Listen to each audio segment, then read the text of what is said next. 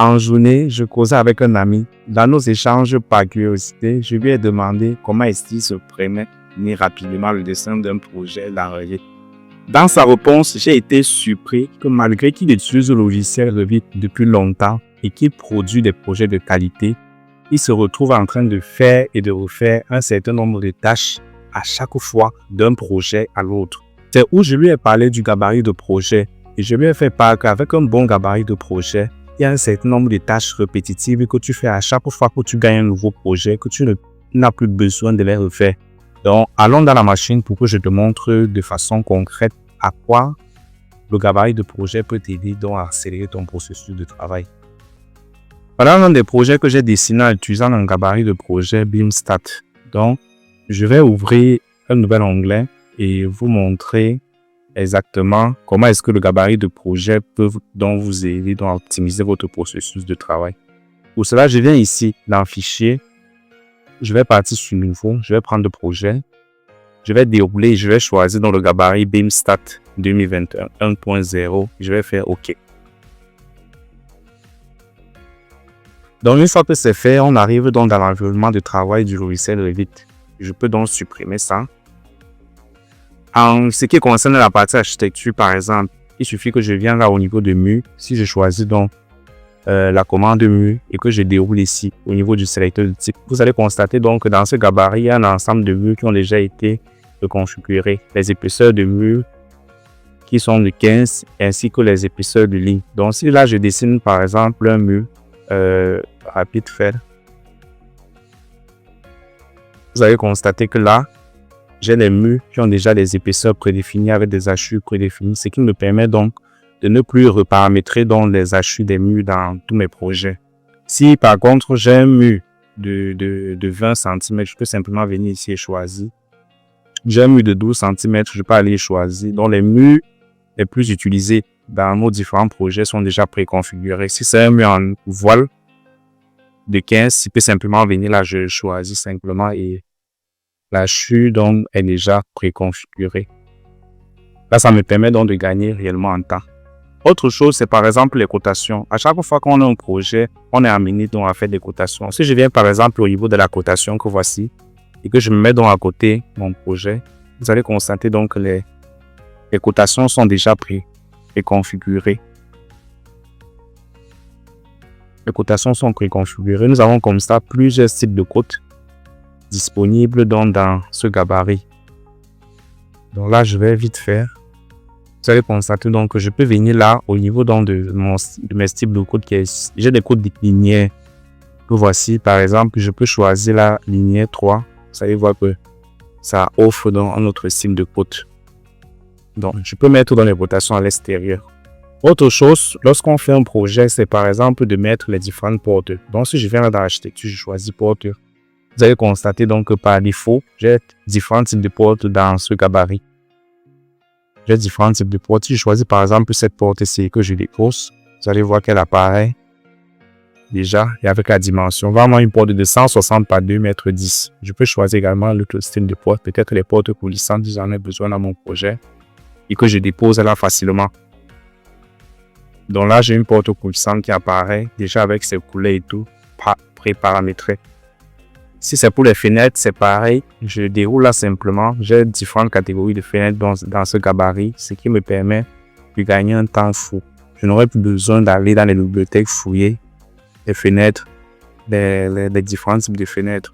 J'ai mis dans ce gabarit les fenêtres les plus utilisées. À côté de ça, nous avons également les mobiliers pour l'habillage du projet. Donc là, si je viens par exemple dans le dessin de la dalle, vous allez constater que là, j'ai une dalle de 16 en fonction. J'ai une dalle par exemple avec carreau. Si c'est au sol, je peux valider. Directement, elle apparaît. Je peux choisir donc une dalle simple, peut-être une dalle pleine. OK. Directement, la dalle est dessinée. Je peux également mettre facilement le nom des différentes pièces. Donc, si je viens là, je choisis placer automatiquement les pièces. On constate donc le nom des pièces. Les pièces sont automatiquement placées. Je peux décocher là, sélectionner par face. Et je peux donc sélectionner ici, par magie, je choisis directement le nom de la pièce. Si c'est par exemple une terrasse, vous constatez que la terrasse vient directement avec son HU. J'ai que besoin de paramétrer les HU dans de la terrasse. Si c'est par exemple une chambre, la chambre vient directement avec son HU. Si c'est par exemple un séjour, ou choisissons même une toilette, ça vient directement avec son HU. Si c'est une cuisine, également, ça vient avec son HU. À côté de ça, j'ai également même les gabarits de vue déjà créés, donc je peux mettre là aucun. Et je peux venir simplement ici dans style. Vous allez voir que là, si je choisis peut-être style 1 et que je fais OK, les pièces, par exemple, comme les chambres ne sont plus assurées. Donc là, les pièces qui sont assurées sont les pièces d'eau et les pièces de circulation. Donc, par exemple, ici, le séjour n'est plus assuré. Si je choisis salon, ce n'est plus assuré. OK. Donc là, vous constatez qu'avec le gabarit, je gagne un temps fou lorsque j'ai un projet. Si je pars au niveau de la 3D, vous allez voir que là, voilà ce qu'on a déjà obtenu. Donc, en quelques secondes, là, vous faites rapidement un plan et vous envoyez le client. Vous envoyez à votre client. À côté de ça, je peux également faire des toitures. Donc, si je peux venir là, si je fais toit, ce serait un élément qui dérange beaucoup dans Revit en termes de graphisme. Si je fais toit et que je couche là, je pars en 3D. On a ce toit-ci par défaut qui est déjà paramétré. Je peux choisir dans un autre style de toiture que voici. Si je choisis peut-être toiture 2, vous allez voir que ça vient donc avec une hachure différente. Donc là, je peux choisir toit. Vous voyez que en fonction donc du type de toit que je souhaite avoir dans mon projet, dans ce gabarit, j'ai déjà. OK. Autre chose, si par exemple, je souhaite dessiner un chéneau, quelque chose qu'on dessine également très fréquemment dans Revit. Dans la famille dans des chéneaux, il y a déjà plusieurs catégories de chéneaux qui ont été créés. Donc, je peux venir là-dedans, créer in situ. Je choisis par exemple le mur, je fais OK. Et je viens dans la instruction par chenot. Esquisser la trajectoire, donc j'esquisse rapidement la trajectoire donc de mon chéneau. Si mon chéneau doit venir comme ça, j'esquisse rapidement sa trajectoire. Je valide si c'est bon. Et par la suite, je déroule ici simplement et je choisis peut-être chéneau. Si je valide une fois, je valide 2 fois et je valide 3 fois, mon chéneau donc vient d'être créé.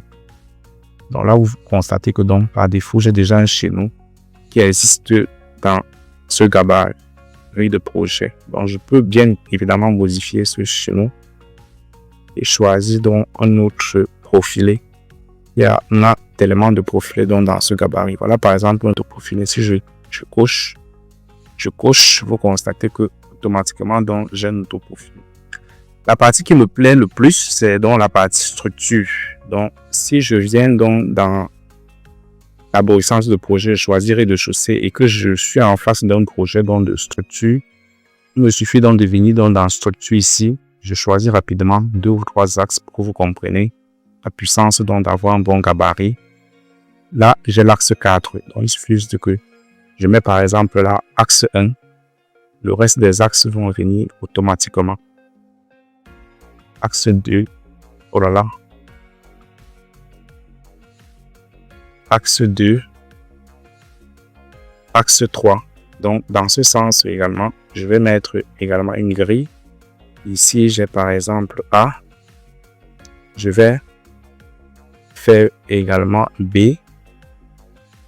Je vais faire également C. OK.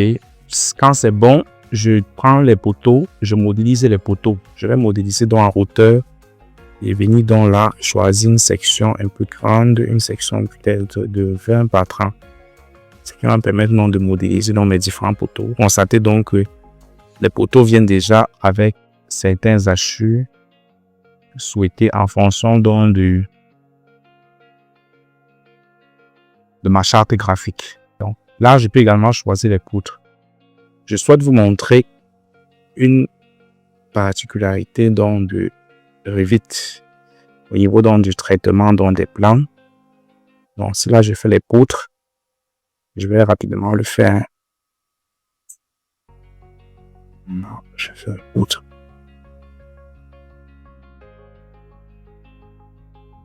vous allez voir qu'au niveau des dalles, le travail est assez simplifié donc avec ce gabarit.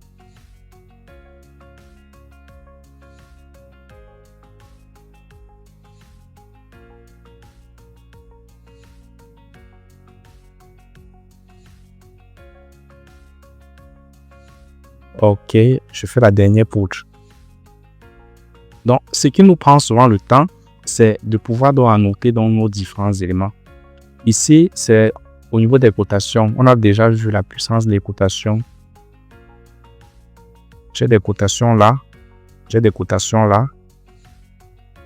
La deuxième ligne de code, généralement, ce sont des codes cumulés. Donc, si j'ai l'un, je peux simplement choisir le type de code cumulé qui me plaît. Soit je choisis qu'elle soit comme ceci, soit je choisis qu'elle soit comme ceci. Donc, du coup, j'ai déjà dans mes cotations finalisées pour tout le projet. Autre chose, c'est donc d'avoir les annotations des différents éléments poutre poteau. Il suffit juste que je vienne dans l'étiquette tout ici. Je choisis donc étiquette de poutre et je choisis donc étiquette de poteau porteur. Je fais appliquer. Je fais OK. Vous constatez qu'automatiquement, donc, tous mes éléments sont déjà annotés. Mon plan donc est presque prêt. Dans quelques clics là, je peux avoir rapidement un plan de fondation, un plan de coffrage. Ici, il me suffit juste de mettre par exemple 1, d'annoter, de mettre par exemple 2, ainsi de suite, jusqu'à la fin. Au niveau des dalles, si je choisis par exemple ici structure, je choisis sol dalle. Vous allez constater que si je choisis sol dalle, vous allez constater que ça vient directement avec l'étiquette des dalles. Donc, si je valide là, constatez que il y a cet élément qui apparaît automatiquement. Et donc, je peux mettre par exemple A pour la date. Je n'ai plus besoin de tracer, de prendre des jours et des minutes pour pouvoir tracer dans ce symbole ici. Quelque chose qui me permet de gagner donc énormément en temps. Si je le fais également ici, je valide. Vous voyez que ça vient automatiquement avec son symbole. J'ai plus besoin de prendre des jours pour tracer ce symbole-ci.